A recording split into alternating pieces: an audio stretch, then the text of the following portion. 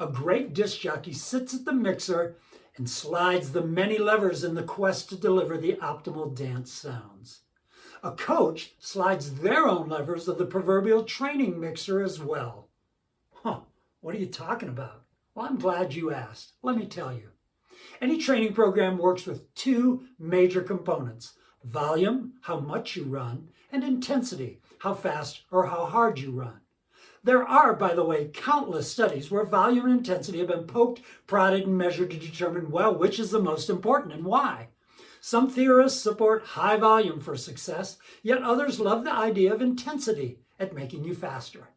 To me, that which is best comparison is just a different way of looking at it than the actual monitoring of those two levers in your training mixer. So let's stay on that point.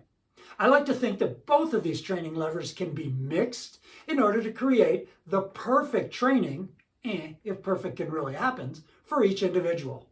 When an athlete first begins training, it's widely acceptable that they have to go out and run some volume. They need to be able to go out there and just run. Once volume hits a certain level, though, the DJ/coach does a little sliding, introduces some intensity as a training component, and hopefully enables the athlete to become stronger and eventually faster.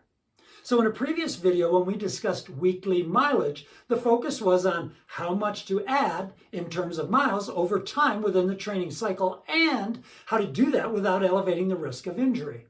Well, in terms of intensity, the same risk is there. Too much of that stuff that's too hard can cause injury to any athlete. So the DJ/coach adjusts the mixer to find the optimal spot. The DJ coach also has to adjust to keep the athlete improving. It's a delicate balance between volume and intensity. Enough of one can help, and adding a little more might help too. Adding some of the other at the appropriate time could even be a plus. The danger of the duo comes when both volume and intensity are increased at a time that isn't appropriate.